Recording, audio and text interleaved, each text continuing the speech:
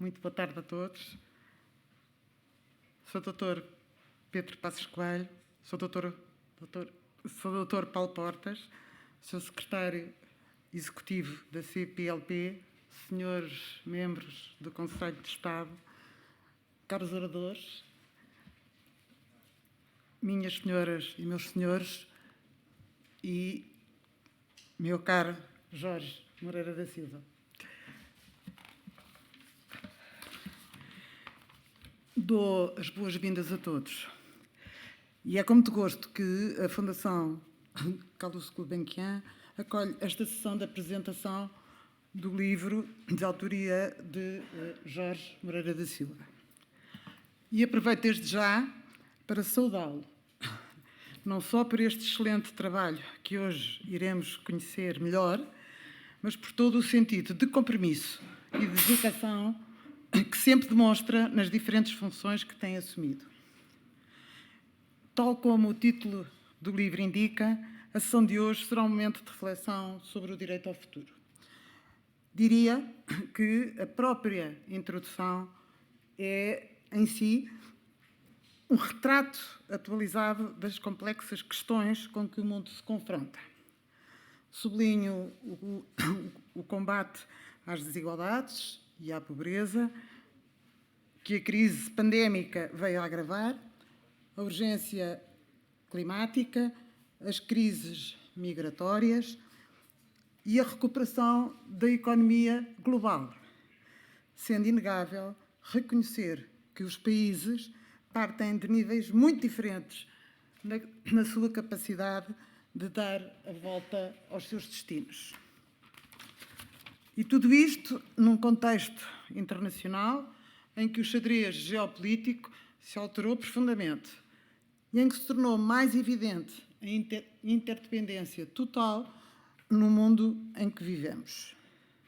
Assim, quer os problemas, quer as soluções, carecem de uma abordagem global, de longo prazo, que obriga a novas visões sobre o desenvolvimento, sobre a cooperação e sobre a solidariedade internacional.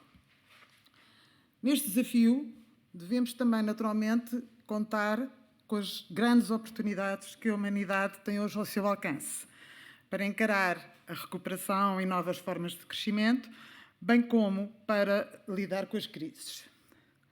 A reflexão e o debate que se seguirão sobre o livro que hoje é aqui apresentado, com certeza, nos trarão mais contributos para esta never-ending story, que, no fundo, é a exigente e permanente responsabilidade que cada geração tem para com as que se seguem. O direito ao futuro é também um lema que norteia a Fundação Carlos Gulbenkian ao procurar contribuir com a sua ação em diferentes geografias para que todos tenham direito ao futuro. Um futuro mais justo e que ofereça iguais oportunidades e seja mais sustentável. E o atual momento é particularmente relevante para falarmos da obrigação de tudo fazermos para que a humanidade tenha futuro. As diferentes crises com que nos debatemos, climática, sanitária, económica, social e também de confiança, devem nos impelir a ser mais audazes, mais interventivos e a questionarmos as lideranças, em particular sobre os compromissos globais que não são respeitados e sobre as promessas que não são cumpridas. Confesso que me questiono muitas vezes como podemos ser consequentes com a ação. E também sobre qual é o papel que os vários atores, públicos, privados e a sociedade civil, podem desempenhar neste propósito. Não é por falta de alertas, de acontecimentos extremos, de evidências científicas ou de declarações políticas ao mais alto nível que as respostas não avançam. Vou recordar alguns exemplos. Em 2015, no âmbito das Nações Unidas, foi aprovada a Agenda Global 2030 e os Objetivos para o Desenvolvimento Sustentável. Mais ou menos nessa altura, aprovamos o Acordo de Paris, que foi o primeiro tratado internacional de combate às alterações climáticas. A União Europeia, em 2020, na Comissão von der Leyen, apresentou o Pacto Ecológico Europeu, com vista a conseguir alcançar a neutralidade carbónica em 2050 e que levou à aprovação da nova meta climática da União Europeia, ou seja, reduzir as emissões líquidas de gases de efeito de estufa em 55% até 2030. Recentemente, entrou em vigor a primeira Lei Europeia do Clima e a Comissão Europeia apresentou um extenso pacote de propostas legislativas conhecido Fit for 55. Mas mais recentemente ainda, o relatório do IPCC, publicado no mês de agosto, vai além de todos os outros relatórios anteriores e indicando pela primeira vez que existe uma relação direta, provada cientificamente, entre o aquecimento global e as emissões de gases de efeito de estufa causadas pela atividade humana, nomeadamente pela utilização dos combustíveis fósseis. E o mesmo relatório refere que a este ritmo vamos falhar o Acordo de Paris e as metas climáticas, o que trará consequências dramáticas e irreversíveis. Ainda hoje é noticiado que mais de 200 revistas científicas na área da saúde apelam para uma atuação urgente no domínio das alterações climáticas. Não tenho dúvidas que estamos numa corrida contra o tempo e que a humanidade tarda em reconhecer. Dados recentes da NASA, dados de 2021, indicam que os últimos 7 anos foram os mais quentes desde que há registros. E 2020 foi mesmo o ano mais quente de sempre na Europa e bateu todos os recordes no número de eventos climáticos extremos, incluindo incêndios, inundações, tempestades, ondas de calor e secas extremas em todo o mundo. É evidente que, ao elencar este conjunto, digamos, de marcos que pretendem moldar o nosso futuro e, ao compará-los com a realidade, sem prejuízo de reconhecer alguns aspectos positivos, não posso deixar de concluir que a maior parte dos problemas agudizaram-se, os compromissos não foram, em geral, cumpridos, há lacunas vitais no processo que têm bloqueado a ação. Do meu ponto de vista, a falta de coordenação, de investimento e de um modelo coordenado de desenvolvimento económico e, sobretudo, a falta de confiança dos cidadãos aumentou. E, neste contexto, gostaria ainda de sublinhar algumas pedras de toque que, quanto a mim, são determinantes para passar à ação.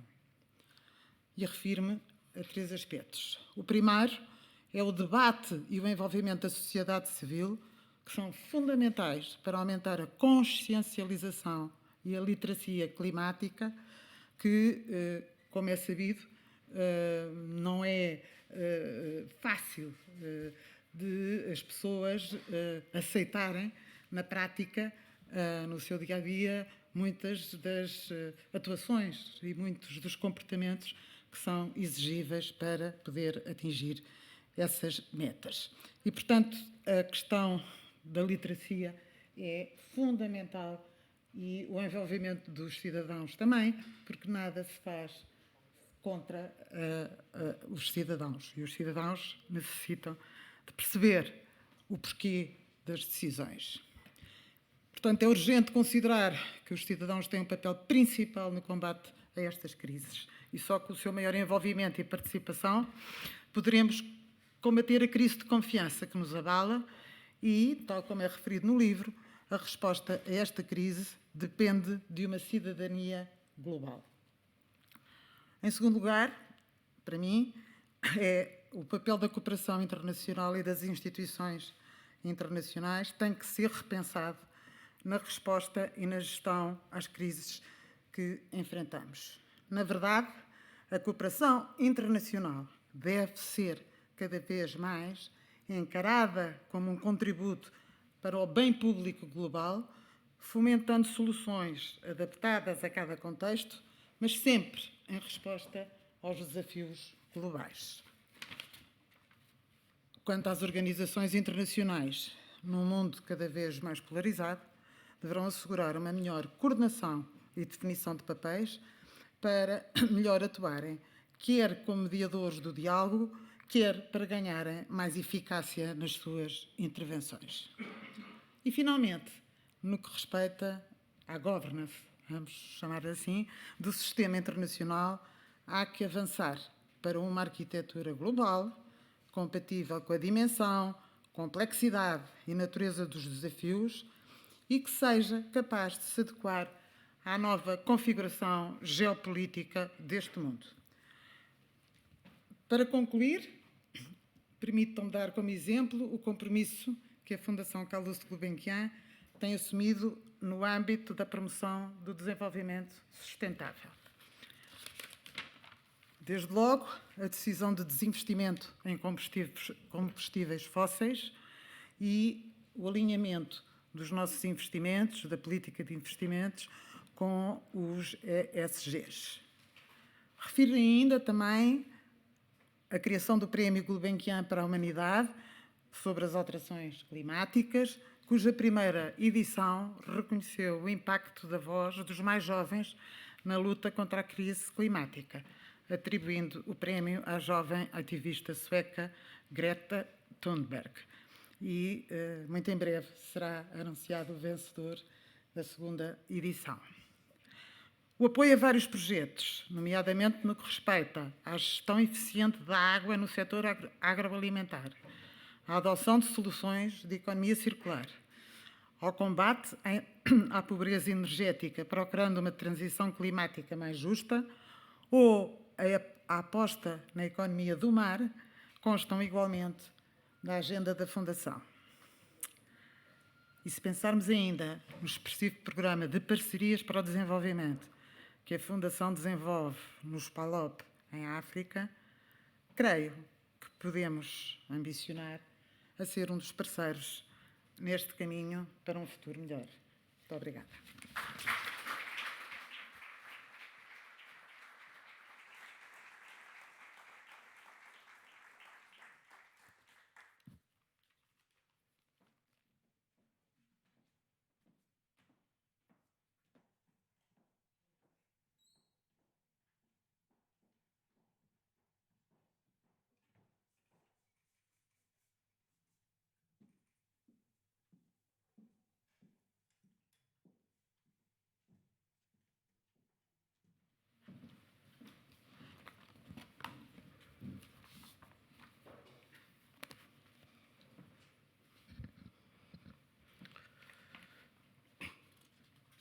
A Senhora Presidente da Fundação Carlos Gulbenkian, Doutora Isabel Mota, Senhor Professor Aníbal Cavaco Silva, Senhor Doutor Pedro Passos Coelho, Senhor Secretário Executivo da CPLP, Doutor Zacarias da Costa, Senhores Conselheiros de Estado, Doutora Leonor Beleza e Doutor Luís Marques Mendes, Senhoras e Senhores.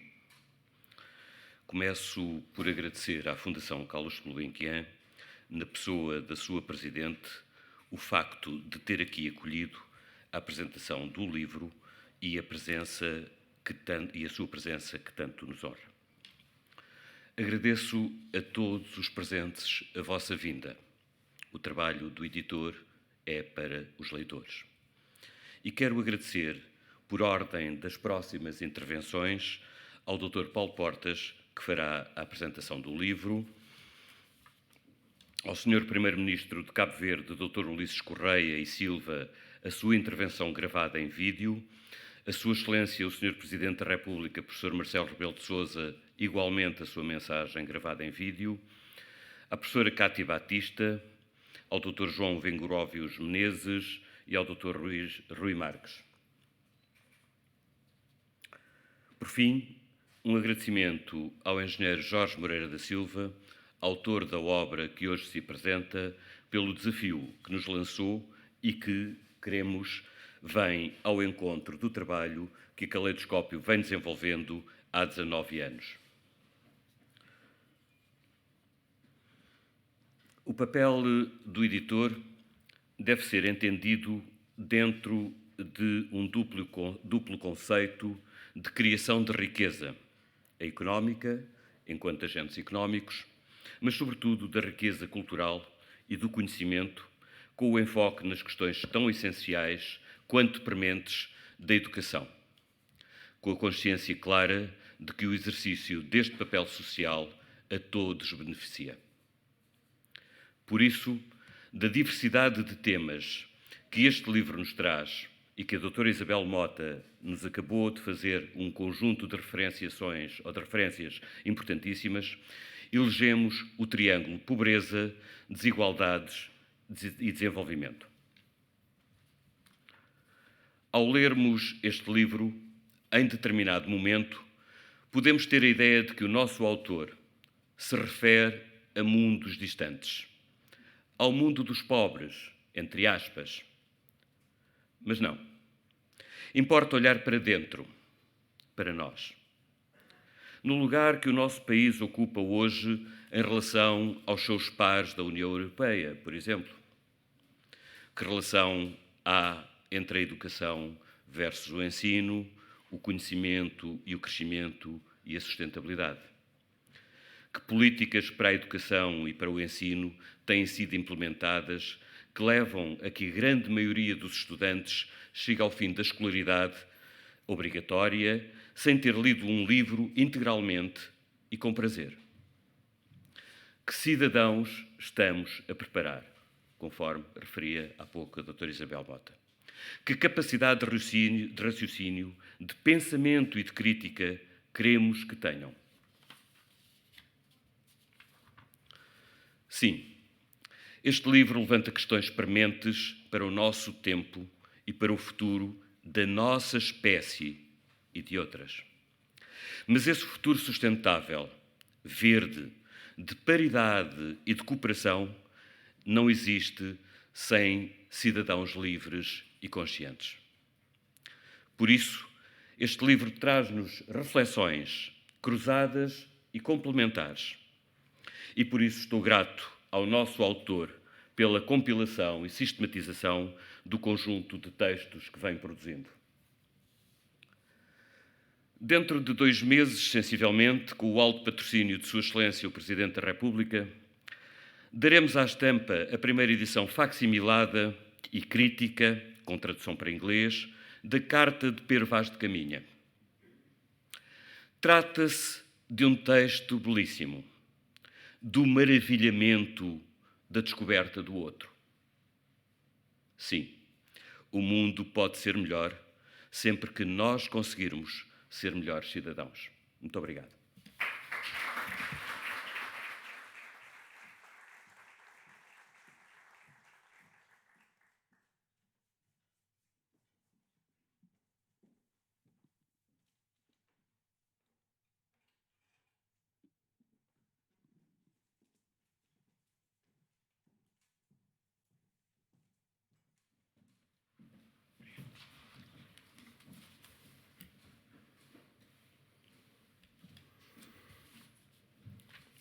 Senhora Doutora Isabel Mota, Presidente da Fundação Gulbenkian, Senhor Professor Cavaco Silva, antigo Presidente da República, Dr. Pedro Passos Coelho, antigo Primeiro-Ministro,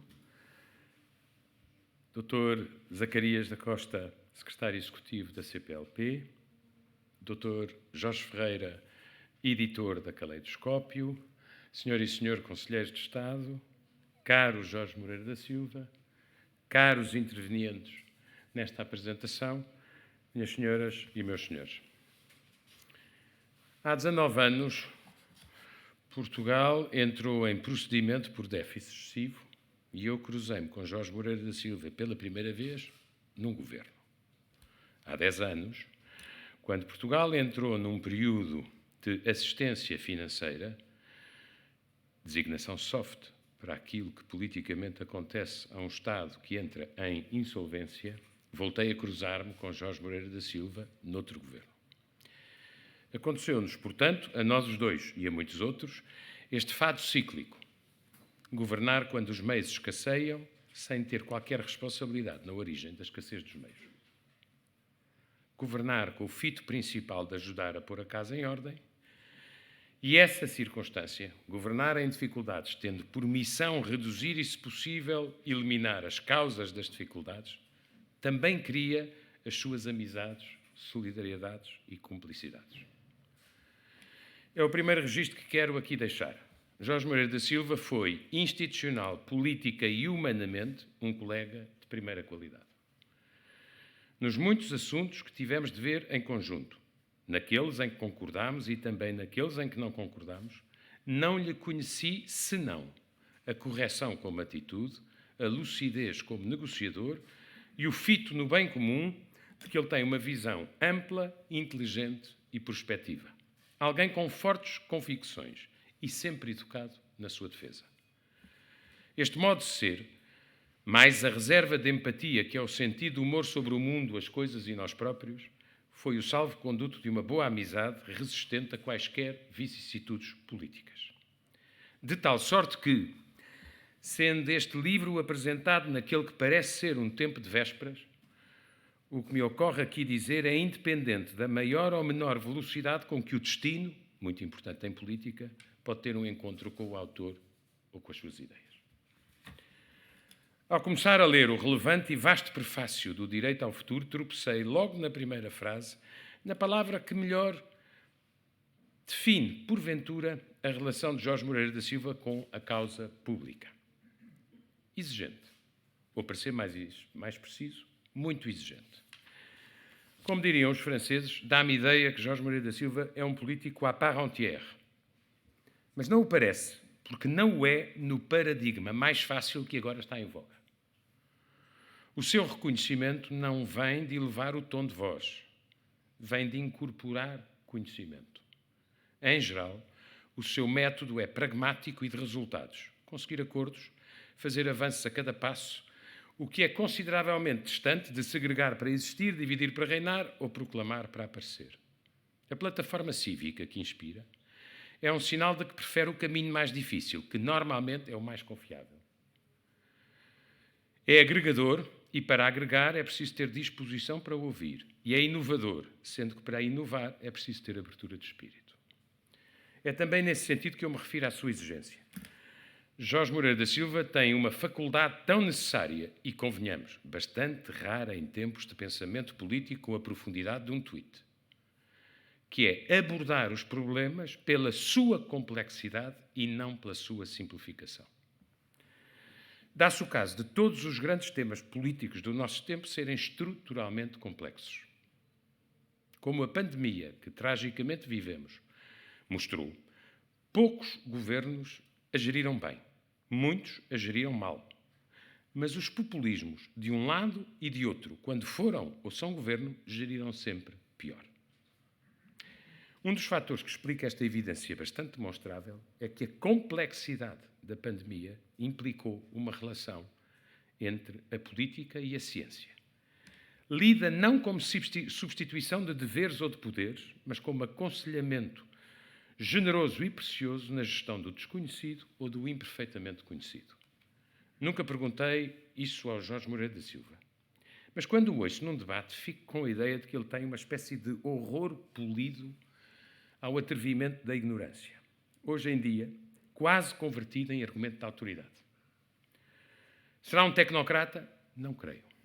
Jorge Moreira da Silva tem uma identidade incomum, mas não é um alien no espaço público. Gostaria, a este propósito, de convocar o último parágrafo do meditado prefácio. Podíamos chamar-lhe o parágrafo dos que. Na substância, destina-se a explicar, na visão do autor, o que é um líder político no século XXI. É o líder que. Não vou fazer citações, porque achei mais interessante. incentivar a vossa consulta do texto. É, portanto, evidentemente, um texto eminentemente político.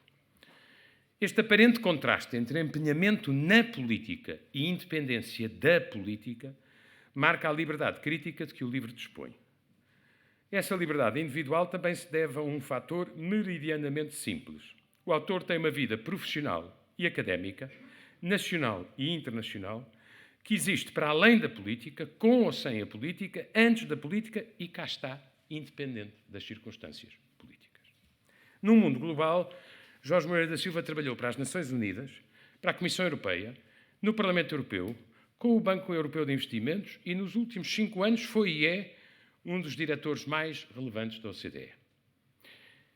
É, por isso mesmo, um dos portugueses com trânsito, experiência e reconhecimento internacionais. E isso não é pouca coisa num mundo de interdependências. Várias dessas funções foram obtidas por concurso ou por convite, faço notar. Outras por eleição, o que não deixa de ser uma boa combinação de legitimidades.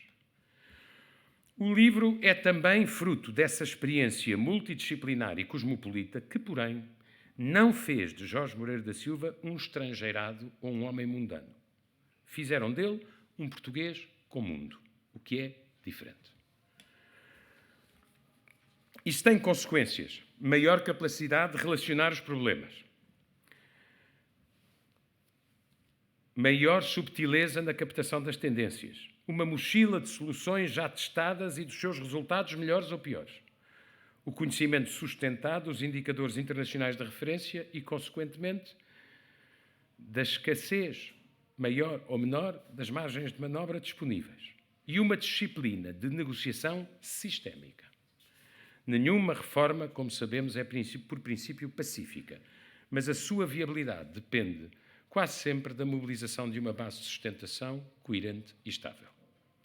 Um político com experiência internacional, como é o caso dele, é tendencialmente mais realista e, facto nada irrelevante, menos acessível à demagogia. Isso pode não estar na moda, mas a mim sossega-me. O facto de o autor já ter tido muitas vidas cá dentro e lá fora tem um reflexo lógico nos temas que Direito ao Futuro aborda. O desenvolvimento é a bissetriz das muitas dezenas de textos aqui reunidos. Quem quiser escrutinar o pensamento político de Jorge Moreira da Silva pode fazê-lo a partir deste livro. O clima e os eventos climáticos disruptivos que sempre inquietaram a alma humana, mas nunca a inquietaram tanto como hoje. A geografia perturbadora do aquecimento e a subida dos níveis dos mares. A sua relação com as secas severas e inundações catastróficas. A equação difícil, mas possível, entre a transição energética e as possibilidades práticas das economias e dos empregos. A relação nada isenta de dificuldades entre conseguir a descarbonização e o desenvolvimento a partir de estágios de progresso entre si muito diferenciados. Tema que a prazo, se não for tratado com perícia e equilíbrio, pode opor os hemisférios. Mas também as alterações demográficas e os seus efeitos devastadores na sustentabilidade das políticas sociais e na segurança alimentar do planeta. A intimidade cada vez mais estreita entre geopolítica e geoeconomia.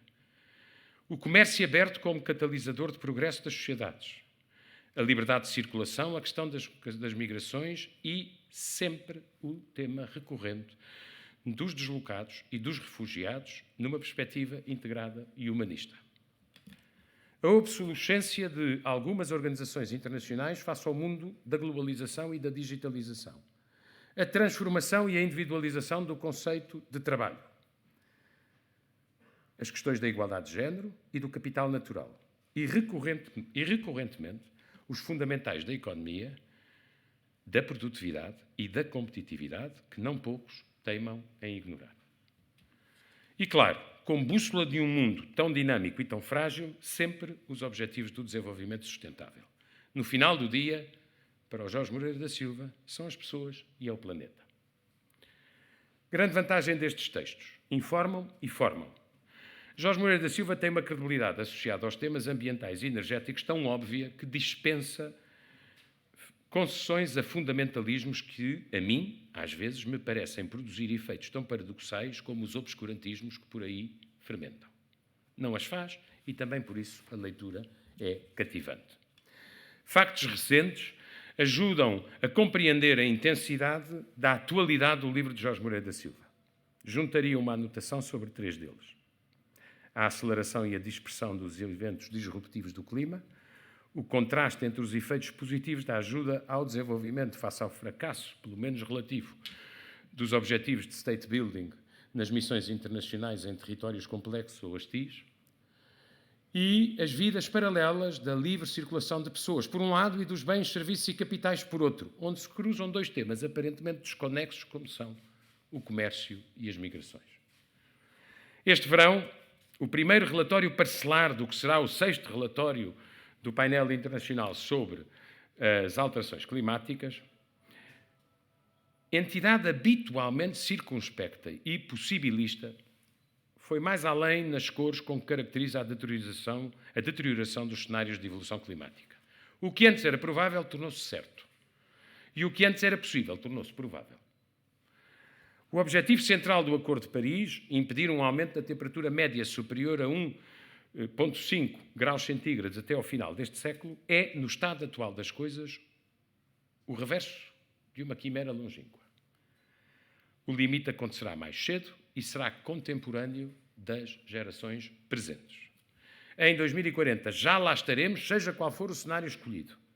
Isso significa que, no sentido mais amplo das palavras, os conceitos de médio prazo e de longo prazo se aproximam vertiginosamente. Partilho com o autor a defesa do Acordo de Paris como concertação global possível de objetivos e pontos de partida dispares. Sempre me pareceu muito bizarra a ideia de que os subscritores de Paris, creio que 196 Estados, estão todos errados e os resistentes ao acordo, creio que apenas 7, é que estariam certos.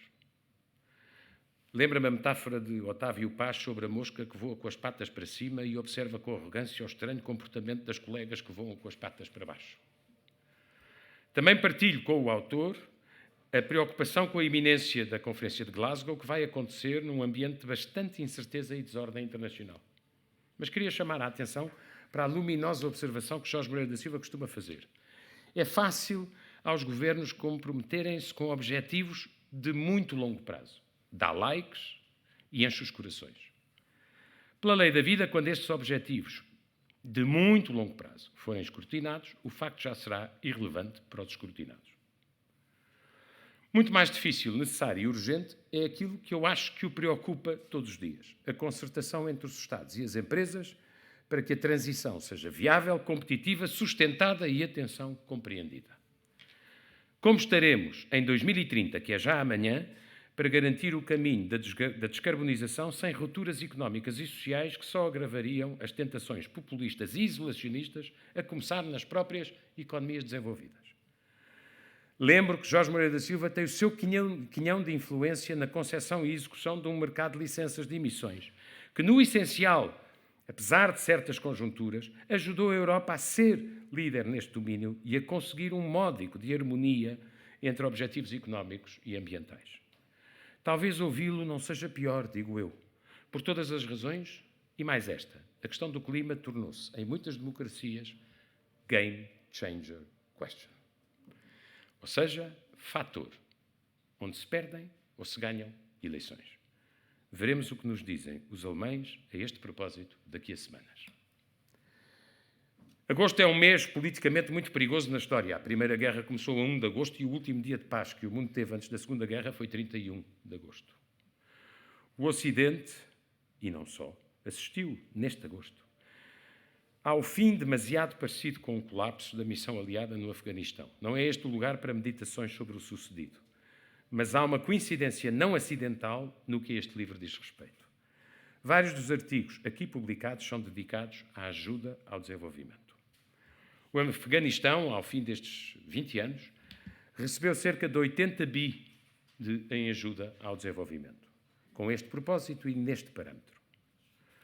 Na vertigem das imagens do desespero, na consciência de que o chamado state building colapsou num Estado que, pelo menos como nós o imaginamos, nunca chegou a ser.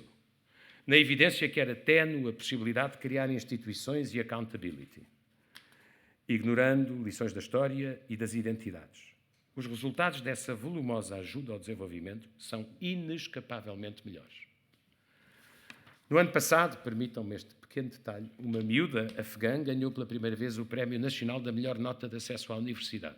Entre 200.000 candidatos, 80.000 eram raparigas. O acesso das mulheres ao trabalho, o acesso dos jovens ao ensino, o direito a nascer sem morrer e o direito a ser mãe sem morrer são exemplos do que essa ajuda ao desenvolvimento promoveu. O autor deste livro, até pelas suas responsabilidades, é certamente uma das pessoas que pode ajudar a redefinir esse conceito em crise, state building, às vezes arrogante, que tem na Coreia e no Japão a sua melhor genealogia, mas as circunstâncias eram muito diferentes. Em Timor-Leste, o exemplo mais recente de conseguimentos. Nos Balcãs, uma grande interrogação e, no mais, bastantes fracassos. Por fim, uma referência à liberdade de circulação, a última. Jorge Moreira da Silva investe bastante tempo a demonstrar que a globalização tem muito mais virtudes do que defeitos. Está muito distante dos temores irracionais em que se fundamentam os proteccionismos que aprazem, empobrecem as nações e, não raro, protegem o demérito, matando a concorrência. Na verdade, foram a globalização e a digitalização que modificaram o paradigma geoestratégico do mundo. A potência incumbente não está na mesma situação em que estava há 40 anos e a potência desafiante agora é outra. Foi também a ideia de que o mundo é o meu mercado que facilitou a mais impressionante redução da pobreza e da pobreza extrema que o mundo já conheceu. A possibilidade do elevador social democratizou-se pela sua universalização. Acrescentaria eu, basta olhar com atenção para as estatísticas do comércio internacional para verificar que, precisamente nestas últimas décadas, a taxa de crescimento do comércio internacional ficou quase sempre acima da taxa de crescimento do PIB global. Ou seja, o comércio foi um dos dínamos do progresso e não um dos seus problemas. No caso português, é mesmo impressionante o contributo das exportações para limitar, remover ou superar crises agudas. Escapa-me que interesse pode ter para uma economia desejavelmente exportadora o proteccionismo enquanto tendência. Com assinalável coerência, Jorge Moreira da Silva tem nos seus textos a mesma compreensão pela liberdade de circulação de pessoas, face à que revela pela liberdade de circulação dos bens, dos serviços e dos capitais. É certo que nem na economia nem nas migrações há países completamente abertos, embora haja exemplos sempre exóticos e tristes de países completamente fechados. Como ele conhece em detalhe a realidade demográfica da Europa e as suas consequências para a sustentabilidade do nosso modelo social, faz parte dos que sabemos que a Europa não pode prescindir das migrações e tem de evitar a repulsa do outro com política. O que a Europa também tem que fazer é chegar a um denominador comum que permita regulá-las, geri-las e, em certos casos, escolher para além de ser escolhida. Viver na Europa não é um facto neutral do ponto de vista dos valores constitucionais básicos que fazem a União. É aí que residem 1000 equívocos que conviria não prolongar. Estabelecer com algum rigor qual seja o compromisso com o modo de vida europeu é uma discussão muito difícil, mas eu diria que lá chegaremos cedo ou tarde. Como perceberam, gostei do livro. Agora é tempo de terminar e dar a palavra a testemunhos importantes e ao autor do livro, um dos políticos mais talentosos que cá temos. Obrigado.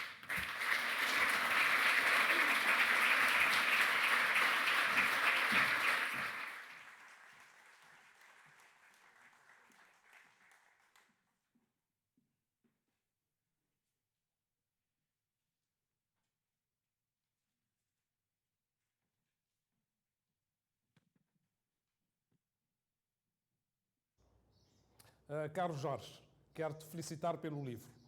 Direito ao Futuro é um olhar inquieto sobre o futuro. É um misto de inquietude e de vontade de mudar o status quo. Visão de compromisso geracional, multilateral e multifacetado para tornar o mundo mais sustentável e menos vulnerável a choques ambientais, securitários, económicos e financeiros. O que se planta hoje, colhe-se amanhã. Os agricultores, aliás, interpretam bem esta filosofia de vida. E o amanhã não é daqui a 50 anos ou a 100 anos. Está a acontecer agora, nesta geração. Fenómenos como pandemias, migrações e insegurança, que sempre existiram na história da humanidade, são hoje mais perigosos, porque mais globais e globalizantes. Tendem hoje mais facilmente para metástases. O teu livro coloca muito bem este acento. A pandemia da Covid-19 é um exemplo real e vivo dessa perigosidade. Um inimigo que não conhece fronteiras e que rapidamente espalha os seus efeitos nefastos não pode ser combatido apenas entre muros de cada país. Tem de ser combatido de forma global. Mais do que solidariedade, a palavra mais ajustada é a eficácia global, nomeadamente através do acesso universal à vacina. Sou testemunho de quão difícil tem sido o acesso a vacinas, mas com muita perseverança temos conseguido aqui em Cabo Verde. Esta semana atingiremos 70% da população com idade igual ou superior a 18 anos vacinada com pelo menos uma dose. E levamos a meta para 85% até finais de outubro. Outras crises globais em aceleração estão aí há muito tempo. Alterações climáticas e da biodiversidade e o acentuar das desigualdades e da pobreza extrema exigem reguladores globais eficazes a nível preventivo e de respostas. No entanto, é bom termos uma visão otimista do mundo e do futuro, que é uma construção humana. Estou a falar-vos a partir de um pequeno estado insular em desenvolvimento, Cabo Verde, com elevadas vulnerabilidades económicas e ambientais e com um percurso de mais de 5 séculos de resiliência e superação. Estamos hoje perante um grande desafio de relançamento de uma economia aberta e muito dependente do turismo, como é Cabo Verde. Mas, ao mesmo tempo, perante uma grande oportunidade de realizar transformações estruturais que tornem o país mais resiliente e com uma economia mais diversificada. A pandemia da Covid-19 confinou muita coisa, mas não confinou a nossa ambição de atingir o desenvolvimento sustentável em 2030. Por último, a problemática do alívio da dívida externa. Poucos países do mundo têm poupança interna suficiente para acomodar, quer no setor público, quer no setor privado, os custos extraordinários e enormes derivados da pandemia da Covid-19. Muitos países tiveram que se financiar através da dívida. Cabo Verde é um desses casos. A nossa bazuca financeira seria o alívio da dívida externa para criar espaços para investimentos com impactos transformadores no perfil da economia para torná-la mais sustentável e com maior potencial de crescer, criar emprego e bem-estar para as pessoas e aumentar a confiança dos jovens no futuro. Termino agradecendo, Jorge, o convite para estar presente, embora virtualmente, no lançamento do teu livro. Saudações a todas e a todos. Um grande abraço.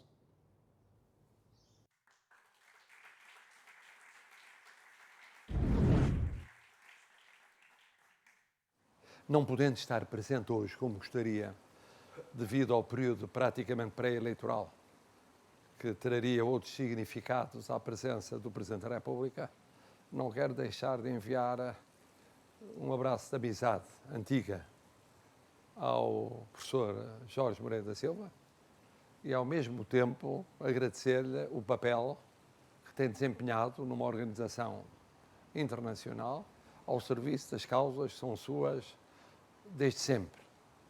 O desenvolvimento sustentável e justo e humano, por isso mesmo, as alterações climáticas, a preocupação com o diálogo intergeracional, tudo isso tem marcado a sua carreira e a sua atividade de uma perspectiva global, internacional, numa vocação que o tem definido, a sua vocação internacional, e a obra traduz isso mesmo. À distância, lhe desejo que continue a servir a Portugal a nível internacional da forma competente e devotada como o tem feito até agora.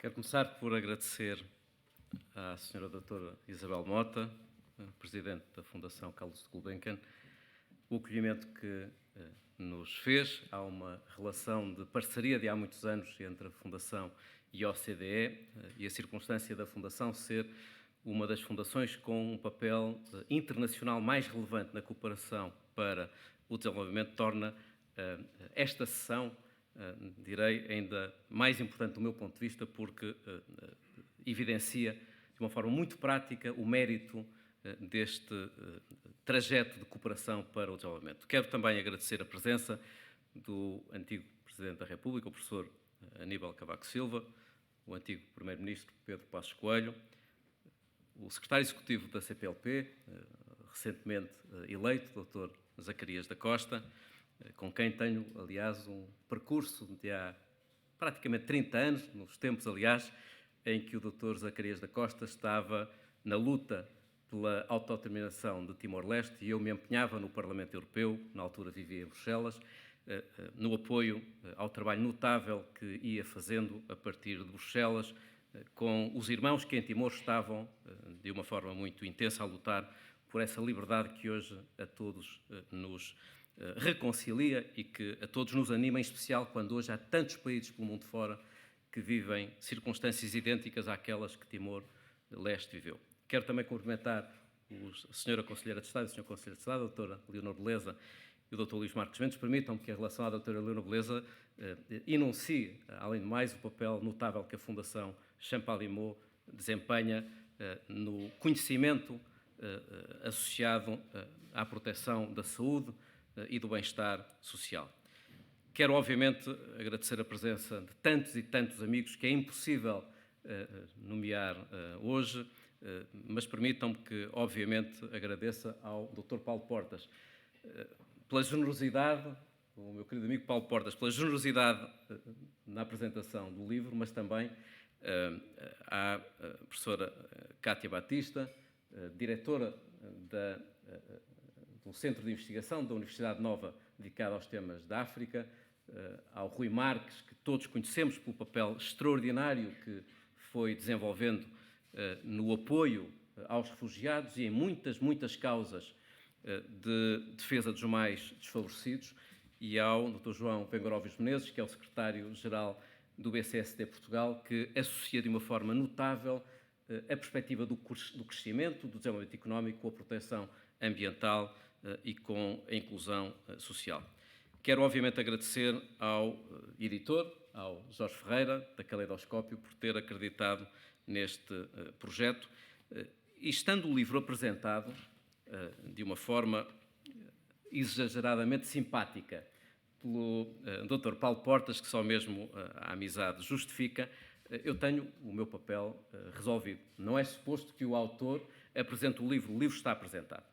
Portanto, eu não vou estar a amassá-los com uma intervenção que seria maçadora, e espero que tenham, a partir da intervenção do Dr. Paulo Portas, o ânimo e o incentivo suficiente para lerem o livro. Em qualquer caso, faz sentido que justifique, de alguma forma, a motivação que me levou a publicar este livro e qual é o mote essencial do livro.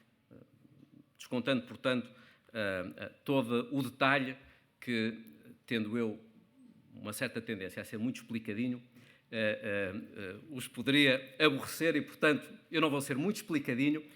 O Dr. Paulo Portas, aliás, explicou porque é que eu sou muito explicadinho e porque é que tenho uma certa irritação, e tenho mesmo, com a superficialidade, com o atrevimento ignorante com que tanta e tanta gente opina sobre tudo e mais alguma coisa sem ter feito nenhuma reflexão, e, portanto, eu vou poupá-los ao detalhe que seria seguramente maçador. Mas não posso poupá-los a uma certa justificação.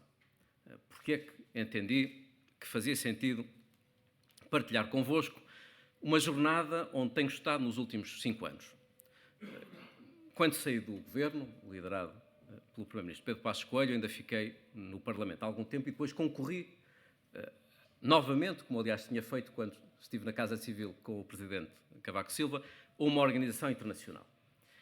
Filo por achar, obviamente, que me realizaria no exercício dessas funções de mudança também a nível internacional, mas essencialmente porque estávamos num momento ímpar.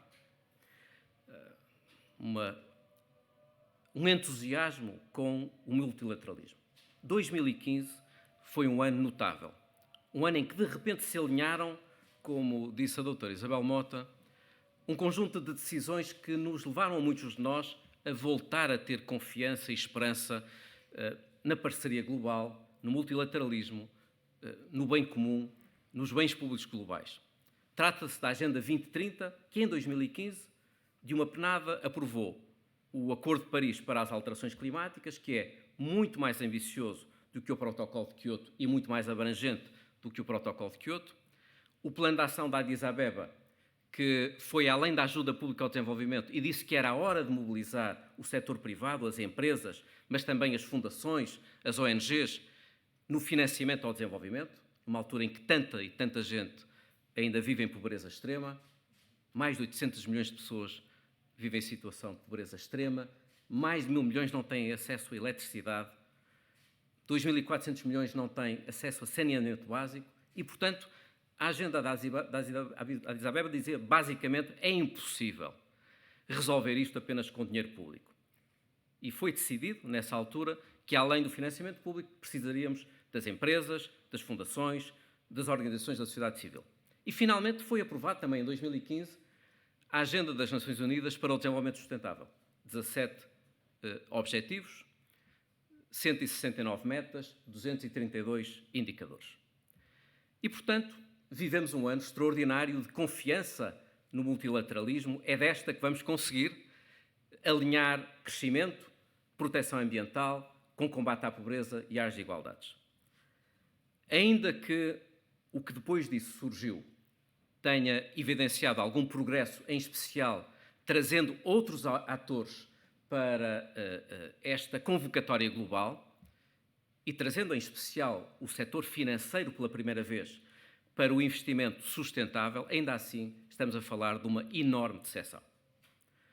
E achei que valia a pena, no livro, e por isso sugiro que leiam o livro pela ordem cronológica ou então pela arrumação temática, que fazia sentido explicar o entusiasmo que tive com 2015 e a frustração com aquilo que se viveu depois disso. Quer o Dr. Paulo Portas, quer a doutora Isabel Mota já sublinharam alguns dos elementos. A desastrosa gestão da crise dos refugiados da Síria. Naquela que foi a maior crise migratória desde a Segunda Guerra Mundial e que a todos deve envergonhar. Numa altura em que a Europa achava, e ainda hoje acha, e é disso que se alimentam os populismos, que fomos o continente mais afetado pelo deslocamento forçado, pelas migrações forçadas e pela crise dos refugiados, esquecendo que só o Uganda recebeu mais refugiados do Sudão do Sul do que todos aqueles que atravessaram o Mediterrâneo.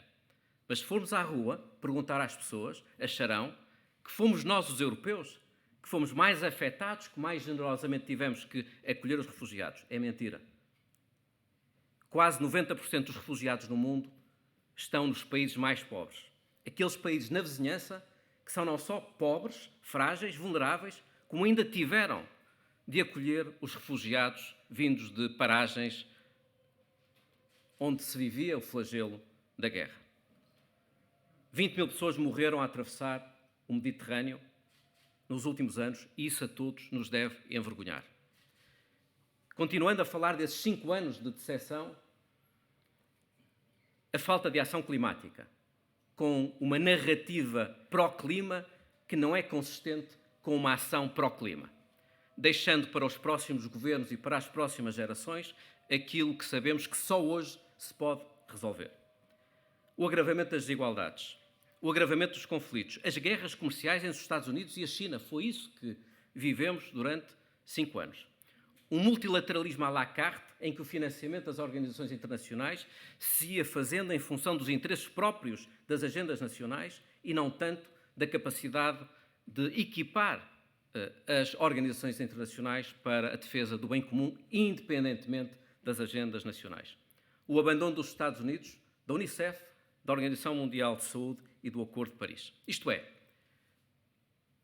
aquele entusiasmo com a Agenda 2030 deu origem a 5 anos de profunda decepção. E, de repente, aparece a pandemia.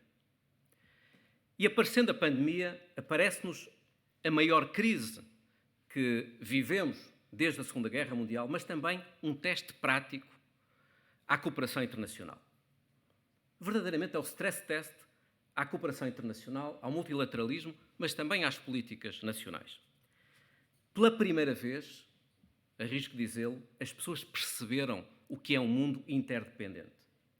Um vírus que começa num sítio, dá várias voltas ao planeta e que a todos afeta independentemente da condição social e económica.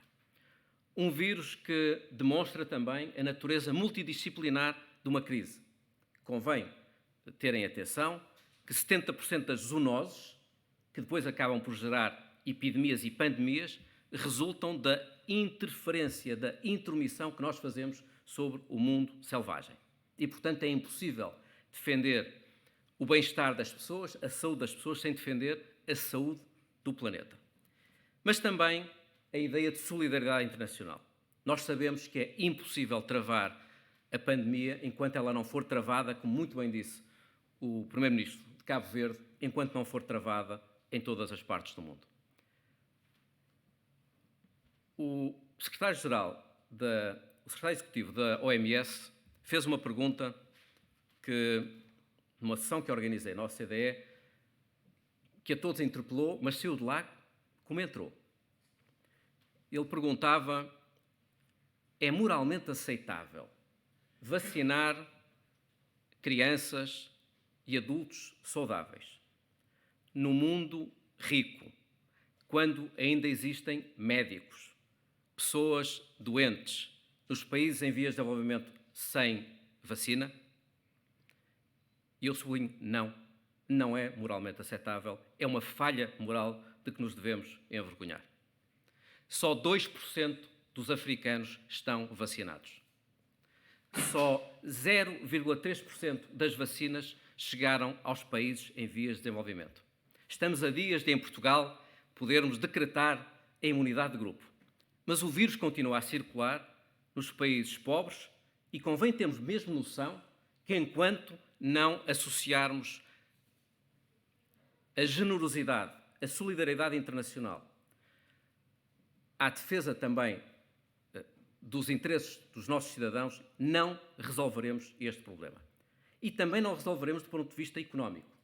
O adiamento da vacinação dos países mais pobres significa uma perda de 9,3 trillion dólares, portanto 9,3 bilhões de dólares na economia global, 50% disto nos países ricos. Isto é, ao não sermos generosos com os países mais pobres, estamos a não apenas falhar aquilo que é uma obrigação ética e moral, mas também estamos a ser absolutamente irresponsáveis, porque isso significa que a economia global se vai ressentir e que, do ponto de vista sanitário, a pandemia se arrisca a não ser debelada. Portanto, eu neste livro procurei, de uma forma o mais racional possível, partilhar a observação que fui fazendo desta jornada com altos e baixos, com entusiasmo e com decepção e, no fundo, prestar contas. Eu entendo que quem está no exercício de funções públicas, seja por eleição, seja por concurso, deve ir prestando contas. E eu, neste livro, procuro prestar contas àquilo que fui fazendo e às reformas que fui liderando na OCDE.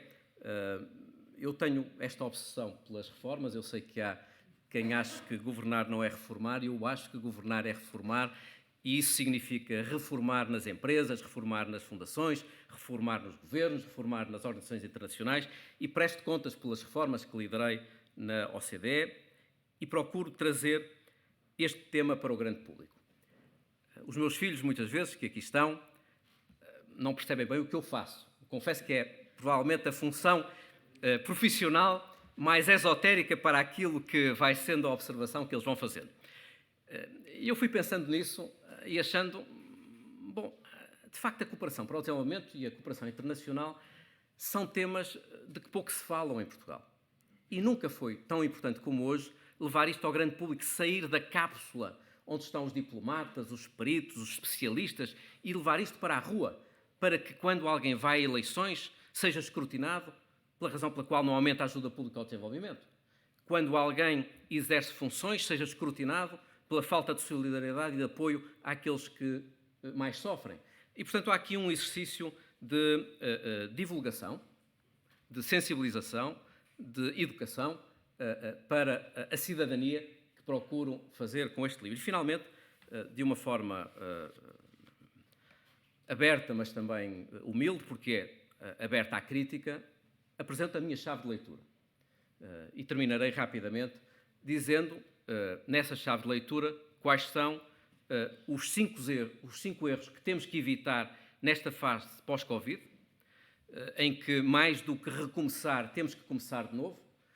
Qual é a agenda, em torno de 8 objetivos que aqui coloquei, para reabilitar o direito ao futuro, e qual é o perfil de liderança nas organizações, nas várias organizações da sociedade civil, dos partidos, dos governos, das organizações internacionais, que é compatível com a Agenda 2030. E não vou também fugir ao spoiler alert do Dr. Paulo Portas, portanto, se ele acha que vale a pena ler aquela parte em que eu explico, do meu ponto de vista, qual é a chave de leitura da boa liderança política, eu não vou fugir à recomendação que faz e, portanto, também não vou dizer o que penso sobre isso. Leiam e critiquem depois da forma amiga e generosa como entendam. Para concluir, para que é que serve o livro? O que é que verdadeiramente me motiva na publicação deste livro? É a reabilitação do direito ao futuro. Um destes dias, o Sr. Professor Cavaco Silva, numa aula que dava a jovens, falava na hipoteca. Na hipoteca que sobre os mais jovens estamos a gerar. É disso que trata o livro. É disso que trata o livro. A falta de ambição e de acerto na resposta aos desafios globais e aos quase crónicos problemas nacionais traduz-se em termos práticos numa hipoteca cujo pagamento estamos a endossar aos nossos filhos e aos nossos netos. Insisto, estamos a viver por conta dos nossos filhos e dos nossos netos. Estamos a viver a crédito das próximas gerações e a crédito do planeta. Estamos a fazê-lo quando falhamos, hesitamos, adiamos na resposta a desafios globais como as alterações climáticas, achando que ainda temos tempo e não temos, como disse Paulo Portas, o 6º relatório do IPCC disse que se está a esgotar a última hipótese para travarmos o aumento da temperatura, limitarmos o aumento da temperatura a 1,5 graus. Estamos a hipotecar o futuro, estamos a viver a crédito dos nossos filhos quando ocultamos a extinção da biodiversidade. Este mundo antropogénico em que nos apresentamos como os únicos, em termos práticos, está a levar-nos a uma circunstância em que a biodiversidade está a extinguir a uma taxa 1000 vezes superior à ocorrida nas últimas dezenas de milhões de anos. Estamos a falhar aos nossos filhos e aos nossos netos quando consideramos não ser um problema nosso os conflitos, a fragilidade e aquilo que se passa na Síria ou no Afeganistão. Eu espero, aliás, que se não cometa no Afeganistão o erro que se cometeu na Síria, que é só começarmos a olhar para a crise dos refugiados quando a crise já estava a ocorrer. 80 mil milhões de dólares foram investidos no Afeganistão nos últimos 20 anos. Dinheiro dos nossos impostos, dos impostos dos cidadãos portugueses, dos cidadãos norte-americanos, japoneses, de todos os cidadãos que são doadores da OCDE. Temos de proteger os ganhos que foram alcançados no Afeganistão, na educação das raparigas, na igualdade de género, na proteção da saúde, no combate à mortalidade infantil, e isso pressupõe, obviamente, que sejamos capazes de conciliar esta difícil equação de apoiar os cidadãos afegãos sem que com isso esteja, obviamente, de modo algum, a apoiar um regime que não pode, de forma alguma, ser apoiado. E isto é um problema para os nossos filhos e para os nossos netos. Como também o tema das desigualdades que há pouco falava. Mas estamos também a viver a crédito dos nossos filhos quando temos em Portugal um crescimento medíocre. Desde 2000 não passa de 0,3% em média. Um crescimento per capita que é dos mais baixos da União Europeia. Uma dívida pública que atinge 134% do PIB e uma dívida total pública e privada e das famílias que é a 4ª maior da União Europeia. um sistema de pensões que é insustentável, que diz que, em termos práticos, quem se reformar em 2040 terá uma pensão 50% inferior ao seu último salário, um envelhecimento da população, seremos menos 2 milhões do que somos hoje em 2070, e um agravamento da pobreza e das desigualdades. Se há indicador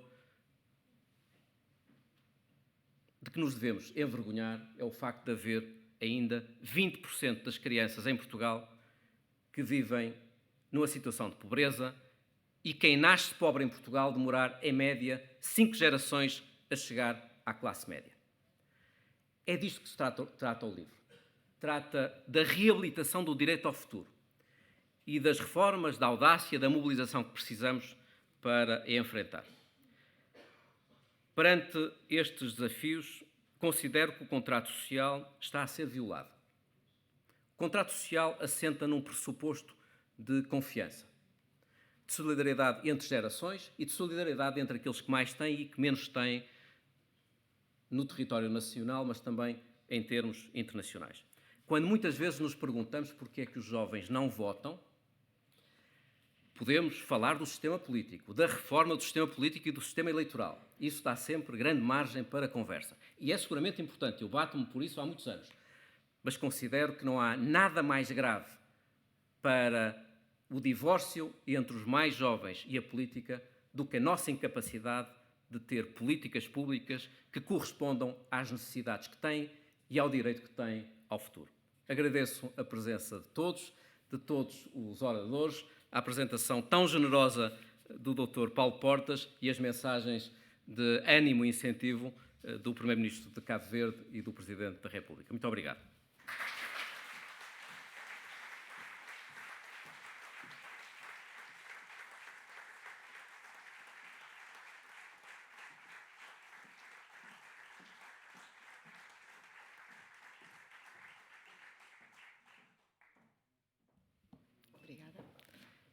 Gostaria de cumprimentar esta distinta audiência, agradecer o acolhimento, dar os parabéns ao Jorge Moreira da Silva pelo livro que escreveu e comentar também os colegas de painel. É difícil seguir estas apresentações tão eloquentes, mas eu acho que, antes de mais, gostaria de agradecer ao Jorge Moreira da Silva por nos apresentar um livro com uma visão tão inspiradora para o desenvolvimento sustentável do mundo e de Portugal. E se calhar eu começava aqui por um ponto que o Jorge também desenvolveu agora um pouco, sobre esta ideia de abrir à população em geral o debate destes temas, que muitas vezes são técnicos e que deixamos fechados aqui entre os técnicos ou os especialistas, os políticos, e que neste mundo em que vivemos, em que o populismo cresce, enfim, baseado nesta retórica de que temos de um lado os políticos, do outro as pessoas comuns que não se veem representadas, é isto mesmo. Portanto, este contributo para envolver todos neste debate, nesta discussão de políticas que podem fazer de Portugal e do mundo um país melhor, é uma contribuição que eu agradeço ao Jorge. E, enfim, no interesse do tempo, e pronto, temos aqui algumas restrições, eu se calhar vou focar, também para não extrapolar para temas em que não sou tão especialista, vou se calhar pegar aqui em 3 ou 4 pontos sobre os quais o Jorge escreveu e que eu acho que são fundamentais, enfim, não excluindo a importância de outros. E começava por outro tema que foi agora discutido, que é a questão dos refugiados. E o Jorge escreveu muitas vezes aqui, e pronto, está presente no seu livro, a questão dos refugiados da Síria. Estamos hoje, enfim, mal comparando, novamente numa situação semelhante em que vemos esta crise humanitária no Afeganistão que desperta novamente muitas questões ao nível deste tema. E eu diria que, antes de mais, enfim, também como o Jorge mencionou e escreveu, temos, antes de mais, aqui uma questão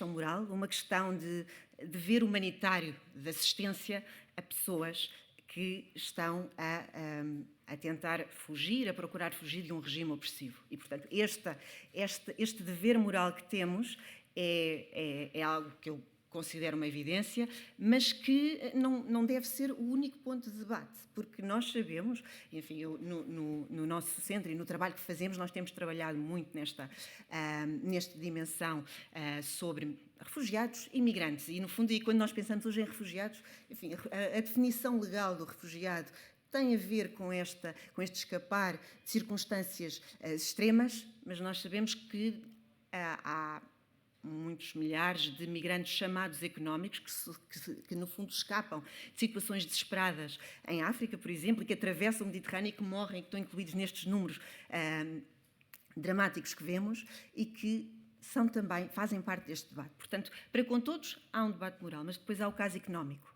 Há o caso que nos diz que estas são pessoas que, quando chegam, trabalham, criam empresas, abrem negócios, criam emprego que nos beneficiam a todos. E, portanto, este é o primeiro ponto económico.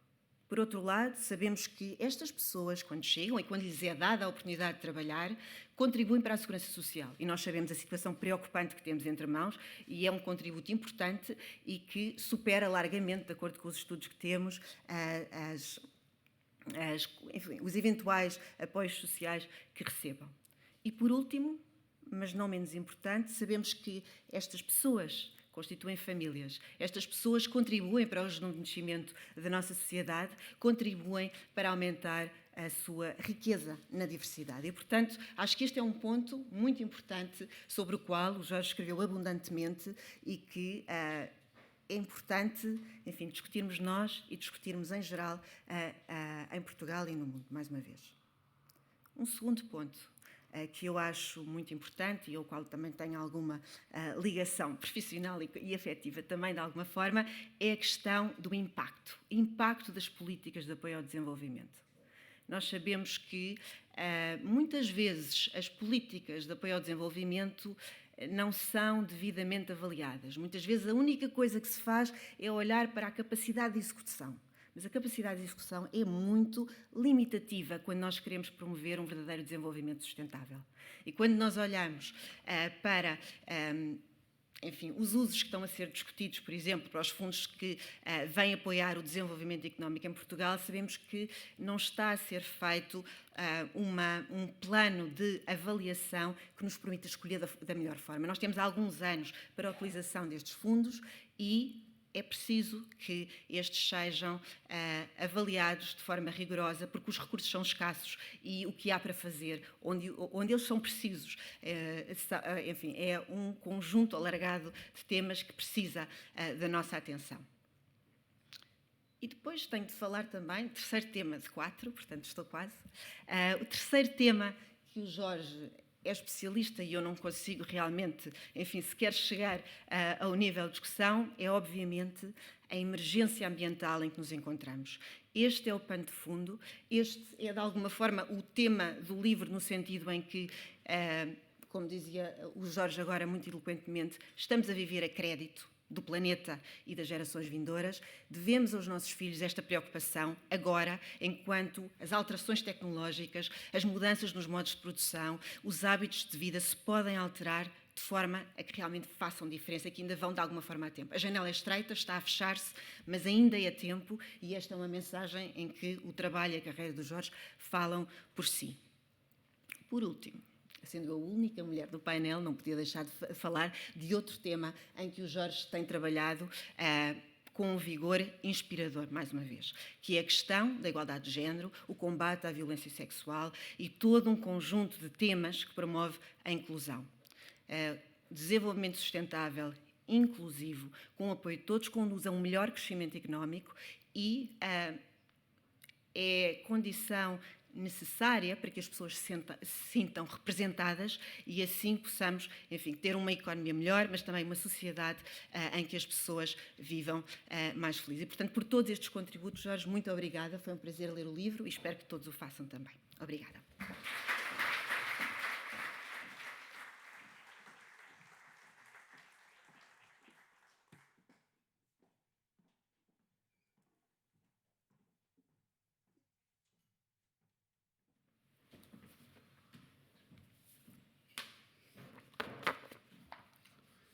Muito bem, já vai longa a tarde.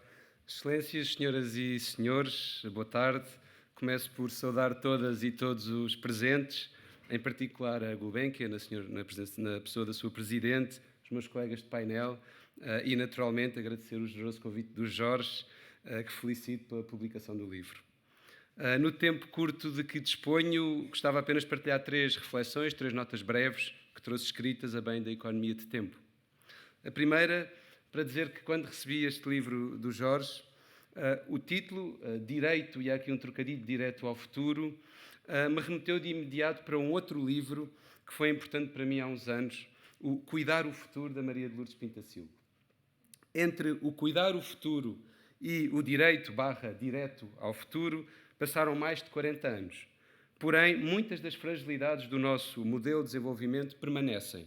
Trata-se, como sabem, de um modelo de desenvolvimento que tem a sua origem na Revolução Industrial e, em certo sentido, também na Revolução Francesa e que se consolidou ao longo do século XX. É verdade que em alguns aspectos melhorámos nos últimos 40 anos, mas há dimensões sociais, ambientais, de funcionamento das democracias e das relações internacionais que não só não melhoraram, como até pioraram. O Jorge reclama o nosso direito e o dever de irmos diretos ao futuro. A Maria de Lourdes pedia que cuidássemos dele. Uma até poderia ser uma abordagem mais feminina e a outra mais masculina entre o cuidar e o direito, mas não penso que seja por aí. O que se passa hoje, 40 anos depois do Cuidar o Futuro, é que um futuro mais justo, mais verde e mais seguro, como reclama o Jorge, é mesmo uma urgência e um direito, e já agora um dever de todos os cidadãos, todos os Estados e instituições, o que naturalmente inclui as empresas, que já são mais de 60 das 100 maiores economias do mundo. A segunda nota para dizer que o diagnóstico e as sugestões do livro apelam à radicalidade na ação. Mesmo que radical não seja uma expressão habitual no léxico do Jorge, a verdade é que estes 90 textos nos pedem urgência, profundidade e alcance na ação. Como sabem, o livro reúne textos que foram escritos entre 2016 e 2021. Ora, e já foi dito, em 2015 estávamos numa primavera, nas vésperas destes textos, o mundo vivia um momento glorioso de grande esperança, com os líderes internacionais a se alinharem em torno dos Objetivos de Desenvolvimento Sustentável, da Agenda 2030 das Nações Unidas, do Acordo de Paris sobre o Clima e de tantos outros progressos da altura. Porém, e ao contrário de todas as expectativas, como o próprio Jorge já sublinhou, estes últimos 6 anos foram de enorme desilusão. Muitas democracias deram sinais profundos de exaustão, muitas das fragilidades da biosfera e das nossas sociedades acentuaram-se e, no fim, surge uma pandemia devastadora. Ora, ao longo destes 6 anos, bem difíceis e complexos, os textos do Jorge foram sempre um farol, um mapa de navegação para tempos incertos e sombrios que nos têm ajudado, ao longo destes anos, a mim em particular, a não perder nunca a esperança e o norte. Este verão tive a oportunidade de ler pela primeira vez O Deserto dos Tártaros, um livro de 1940. Trata-se da história de um militar jovem, muitos saberão, acabado de formar, que é enviado para uma fortaleza distante, algo abandonada, diante da qual se estende um imenso deserto, diante da fortaleza. Ora, nessa fortaleza, muitos homens, ao longo de muitas gerações, perpetuavam diariamente os mesmos rituais e manobras de defesa, na expectativa de que a potencial ameaça, os tártaros, pudesse surgir do deserto a qualquer momento. A verdade é que este nosso jovem militar passa uma vida inteira suspenso perante um perigo iminente que nunca se chega verdadeiramente a concretizar. Ainda assim, nunca perde, até ao fim, a convicção da necessidade dos seus rituais diários, que a nós, leitores, nos parecem inócuos e desnecessários, já que os tártaros nunca haviam sido avistados na linha de horizonte da fortaleza. Neste nosso caso, a fortaleza são os Objetivos de Desenvolvimento Sustentável das Nações Unidas e o Acordo de Paris sobre o Clima, e o território a defender é um futuro mais coeso, verde e seguro. Porém, e ao contrário do que se passa no deserto dos tártaros, neste caso não faltam invasores na linha de horizonte. Ora, o Jorge dá-nos esperança. Porquê? Porque apesar da dificuldade de defesa desta fortaleza, e tal como o nosso jovem militar, parece manter sempre a convicção de que sairemos vencedores e o entusiasmo nos seus gestos e rituais cotidianos. A terceira e última nota é para concordar com o Jorge quando defende que não nos devemos ou não podemos limitar-nos a recomeçar, temos de fazer desta crise uma oportunidade para começar de novo. Precisamos de novos New Deals e novos planos Marshall, mas desta vez muito mais ambiciosos e abrangentes e, obviamente, voltados para um mundo em geral, não apenas para certos países, e também para o longo prazo, não apenas para o curto prazo. Como o Jorge bem nota, o que está em causa, e hoje já o sublinhou, é revermos o nosso contrato social que cimenta as democracias. Os vários fenómenos de contestação global da última década, que refere, aliás, o Occupy, o Me Too, o Black Lives Matter, o Fridays for Climate, são uma expressão inequívoca da perda de confiança dos cidadãos, em especial dos mais jovens, nos governos, nos políticos, nas instituições, face à incapacidade destes em dar resposta a problemas que se arrastam há demasiado tempo. Ora, qualquer contrato social depende de boas lideranças. Precisamos de líderes servidores, diz-nos o Jorge, líderes que assumam que o seu objetivo principal é servir os outros. No que toca às lideranças, e para concluir, julgo que há 3 equilíbrios que temos que ser capazes de conseguir muito rapidamente. O primeiro equilíbrio é o de gerir bem a tensão entre o curto e o longo prazo. Por um lado, como lembrava o Keynes, o economista, no longo prazo estamos todos mortos. E já agora também sabemos, há umas próximas eleições para ganhar. E isso remete-nos, de facto, para o curto prazo. Mas, por outro lado, é fundamental alongarmos, estendermos a linha de horizonte das políticas públicas e da nossa ação coletiva.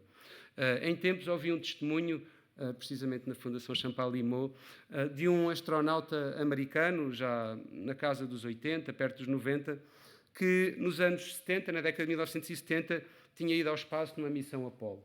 E no regresso do espaço, ele olha para a Terra, ao contemplar a Terra vista do espaço, e ocorreu-lhe que precisávamos de um plano para o planeta a 250 anos. Eu não sei se é esse o horizonte correto, mas seguramente precisamos de ver além do imediato, além dos soundbites e além das próximas eleições.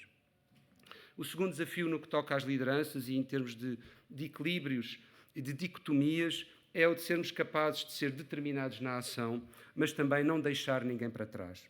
E o terceiro e último desafio, diria eu que era de sermos capazes de integrar no cotidiano, e hoje também já foi referido, acabou de ser referido, a inteligência e a sensibilidade coletivas. O Lao Tse dizia: "The good leaders are the ones that the people admire."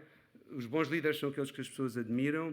"The weak leaders are the ones that the people despise." Os maus líderes são aqueles que as pessoas desprezam. "The great leaders are the ones that the people say we did it ourselves." Os muito bons são aqueles que as pessoas pensam que foram elas próprias e que fizeram acontecer a mudança. É disto que nós precisamos para o século XXI. Tirando partido da revolução digital, que o Jorge também refere, as lideranças do século XXI são de ser capazes de ser muitíssimo mais participativas. We did it ourselves. Esta década apela a muito mais do que a recursos financeiros, como o Jorge bem lembra, e a autoridade de Estado. Ela apela também a uma nova ambição, a um sentido de urgência, a novas lideranças e à sua capacidade para envolver todos na construção do futuro, do qual temos de cuidar, indiretos ao assunto, já que a sua construção é um dever e um direito de todos nós. Obrigado a todos, obrigado ao Jorge em particular. Parabéns.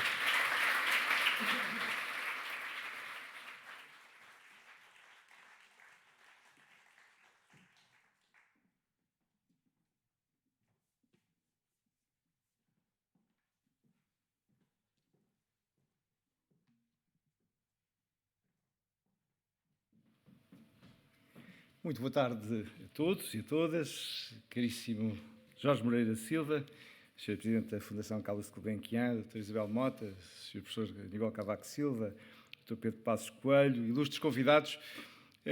A minha presença aqui, num convite que muito me honrou, do Jorge Moreira da Silva, sempre muito generoso no seu olhar, é, acima de tudo, uma vénia que eu quero prestar ao seu trabalho, ao seu compromisso cívico, ao seu olhar. Creio que o Jorge Moreira da Silva representa para todos nós um referencial, um expoente da coragem de ousar, como ele diz no livro, de tantas vezes em contexto dos seus acionistas da OCDE, ser inconveniente, ter capaz de afirmar corajosamente um olhar sobre grandes desafios do nosso tempo. Eu creio que o referencial que o Jorge há pouco fazia, e talvez a justificação para aqui estar, tem a ver com a minha experiência e o meu trabalho na área das migrações, como Alto Comissário para a Imigração e Diálogo Intercultural, e depois como fundador da PAR, da Plataforma de Apoio aos Refugiados. E quero começar daí os breves comentários que quero aqui deixar nesta homenagem ao Jorge Moreira da Silva. O Jorge escreve corajosamente sobre a temática das migrações e dos refugiados. Atrevo-me a dizer que é dos dirigentes à escala internacional, ainda por cima numa organização com a estrutura e o perfil da OCDE, com maior coragem na afirmação de uma visão humanista sobre as migrações e os refugiados. Mas falo, como em toda a sua obra, com características fundamentais para afirmar a seriedade e a consistência do seu trabalho. É capaz de o fazer de uma forma holística e sistémica. Todo o trabalho do Jorge tem esta capacidade de entender os sistemas, de entender a realidade no seu todo e, mais do que isso, com um talento que é relativamente raro, a capacidade de ligar e criar sentido entre diferentes dimensões. O Jorge pega na cooperação internacional, liga à dimensão climática, toca nas questões demográficas, aborda as questões económicas e financeiras com grande seriedade, mas com uma capacidade de ligar, de conectar todas estas dimensões, criando sentido. Falo, aliás, também numa perspectiva de desencapsular a realidade, em certa medida, tantas vezes, de desocultar para todos nós a compreensão do que se passa. E quando toca à questão das migrações e dos refugiados, é capaz dessa síntese virtuosa. Não é, portanto, uma voz radical e simplista, coisa que se percebe na obra de Jorge Moreira da Silva, que abomina, é sim alguém que é capaz de construir pontes entre diferentes perspectivas, entre dimensões que vão desde o apoio aos países de origem, olhar as questões dos países de trânsito e terminar nas questões muito complexas do acolhimento e integração de refugiados e migrantes nas sociedades de acolhimento. Esta capacidade de ligar, de conectar, de integrar, é um dos talentos de excelência de Jorge Moreira da Silva. Mas também é, à sua medida, e num lugar tão importante como o que desempenha, uma expressão da ética de cuidado. O João referia agora esta dimensão de cuidar do futuro, mas Jorge Moreira da Silva fala quer na perspectiva de cuidar do outro, de cuidar da comunidade e cuidar do planeta, numa interpretação de uma ética de cuidado que aqui quero saudar. Jorge Moreira da Silva, por isso, em todo este livro, afasta-se do simplismo, enfrenta com coragem a complexidade e propõe-nos uma grelha de leitura, que não pode deixar de ser, em muitos momentos de preocupação, mas da forma como eu li o livro, sempre como um sinal de esperança. E este trabalho que nos deixa, esta inspiração, onde também tem a coragem de abordar o tema das vacinas e do erro crasso que estamos a cometer na gestão global da vacinação, que nos pode custar caríssimo no que diz respeito à ascensão de novas estirpes a curto prazo e com todo o impacto catastrófico que pode ter, o Jorge aponta 8 pistas de ação que vale a pena ler. Termino esta intervenção também particularmente tocado, como fizeram todos os meus colegas, desde logo o Dr. Paulo Portas, a quem saúdo de uma forma muito especial, mas também os meus colegas que aqui comentaram, que têm a ver com liderança. Atrevo-me a dizer, para quem, porventura, não tivesse mais tempo na vida que se não ler 3 páginas deste livro, que se concentre na página 41 a 43. Comecem por aí.